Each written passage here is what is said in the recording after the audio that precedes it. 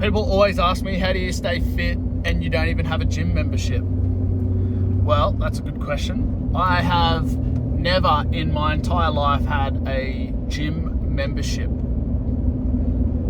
A full corporate gym membership. Never, ever. Even in the last couple of years, that has actually paid dividends because we've been traveling so much and in different places all the time that I just had to get, we just got super creative with keeping ourselves fit and trained and exercised. And I would just say, yeah, I feel like because of many years of not having a gym membership, it kind of paid off. I didn't have to, we just kind of worked it out, and it worked out pretty good. So anyway, that was good. But yeah, why haven't I ever had a gym membership? And I would consider, without blowing my own horn, I've kept myself in excellent condition.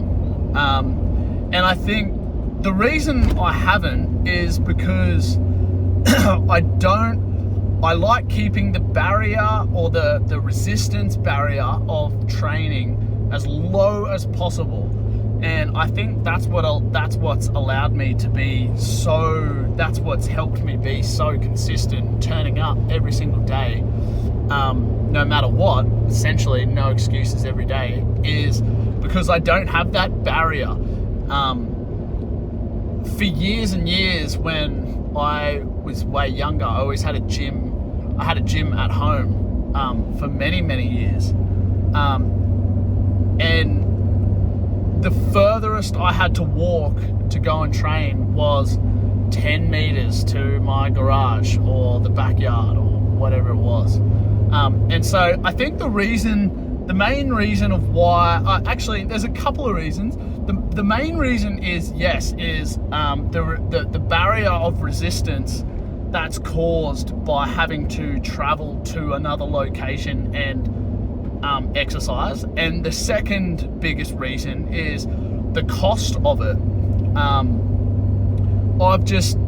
I can get this same, if not more, value from being creative with my workouts and the location of my workouts and my training regime just by having a flexible environment and having the cost. The cost just let's say it's $20 to $30 a week, and that's just for a commercial gym with no group classes or training schedule or anything like that. That's all you get is access to the facility. And that adds up, right? What's that? 2.5, that's that's over $1,000. It's over $1,000 a year. If you spent $1,000 on equipment, far out, you can get all of the essentials, all of the absolute necessary requirements that you would need to do everything you need for less than $1,000. I would say you could even get it significantly less than that. Obviously a commercial gym's got 1,000 different size dumbbells. It's got all the racks. It's got all the, all the equipment, all the massive weights, all the machines, etc., all the fancy treadmills, bikes, Stairmaster, I don't know, whatever you want. Yes, it's got all that, but will you use all of that stuff, or do you only need a couple of things to kind of get the job done? I would argue you only need a couple of things to really get the job done. You can spend, you can buy a really good yoga floor mat, which you can roll out, leave it in your car. You can take that anywhere you want. You can get, a couple of different sets of dumbbells, weighted dumbbells, get a couple of, different size plates to do all sorts of different stuff with, a pull-up, chin-up bar, and the rest you can do with just standard gear, standard plates, like a couple of kettlebells, all that sort of stuff. It's so simple. So I would say, yeah, the main 2 reasons why I've never had a gym membership is because I can do 95% of all the workouts without having to go to a commercial gym. I can do it wherever I want, in any environment. I can walk downstairs into my living room and I can absolutely annihilate myself doing a full body workout in 20 minutes, and it took me 3 minutes to get and set up my gym in the lounge room or garage, whatever it is, or it's already set up, and it takes me 3 minutes to walk back upstairs, have a shower and cook my dinner, or yeah, whatever it is. It's like, okay, that's a no-brainer. Whereas, you know, for me, the whole, you know, why a lot of people struggle to go, you know, and exercise and train is because, the barrier of entry is just so high. It's like, I don't have time. By the time I put all my gear on, then I drive to the gym, then I get into the gym, then I warm up, then I execute, you know, 40 minutes or 30 minutes of a workout, then I do all of that in reverse. It's like, you've just burnt an hour of your time just going there and back to execute the workout. It's like I've done 3 workouts in the time you've even gotten there. Anyway, so yeah, and then obviously the other factor is, yeah, the cost and the money fact. Like, yeah, obviously, yes, it pays dividends to, you know, invest in your health and pay for the membership, because it gives you a little bit of accountability and all those sorts of different things. The other thing I would mention for people who do use commercial gyms, yes, and I would argue, and I completely agree with this, but it's having the accountability. It's like, okay, I've paid the money for these group classes, or for this CrossFit gym, or for this, this commercial classes and group sessions and stuff. Yes, I've paid the money, so it makes more sense for them to go to those sessions, and it keeps them accountable. And it's like, okay, I've invested, you know, $50 a week for this. It's costing me over $2,000 a year for this. I want to get my worthwhile. I'm going to go to 2 to 3 sessions. Yes, I completely agree with that.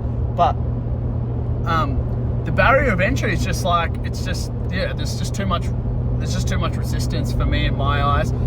I'm not perfect either. Like, I still procrastinate on my sessions. I'll just stare at my running shoes and be like, you know, what am I doing? I don't want to do this workout. And then I get, 5 minutes into the run or the strength session or stretching or whatever it is, and I go, oh, I'm so glad I did this now. But yeah, the main 2 reasons is just like, I want to make it as easy as possible for me to execute on my routine and my exercise routine and my training routine. And the second thing is, I'm just saving money, to be honest. And it's not me being a tight ass.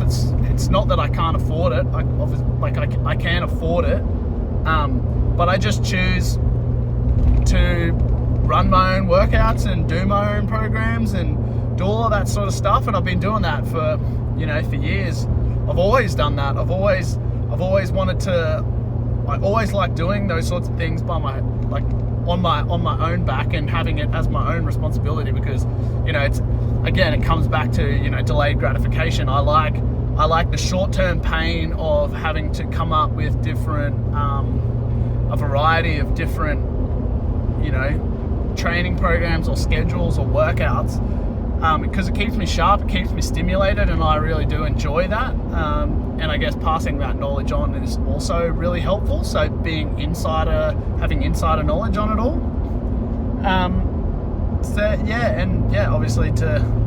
And I like the aspect of saving the money. So yeah, that's really the main reasons I've never really had a gym membership. I really like executing on a lot of different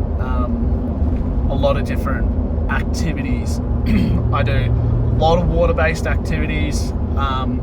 I do a lot of land-based activities. I try and incorporate a lot of strength, whether it's a 5-minute workout or a 2-hour workout, whatever it is. I always make sure to, keep it fresh and exciting. And, you want to keep it as fresh as you can, but at the same time, I do like just repeating the same stuff, because I know it works and it maintains me. So yeah, it's an interesting one, but yeah, that's that's my little bit of insight on my own thoughts around not spending the money and paying for a commercial gym membership. Yes, I've had a lot of access to gyms, to different sorts of gyms, basic, I guess, pieces of equipment and all that sort of stuff. I never had I never want to lock myself into a membership. I just like the flexibility of doing sessions whenever I want on my own terms, doing what sort of sessions I like. I really do like going to the surf club, because the surf sports training sessions that they have organised there are already pre-planned, and you get the enormous benefit of the social aspect of it.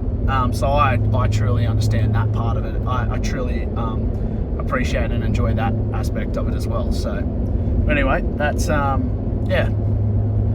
bit of a riff on why I've never really had a gym membership. So anyway.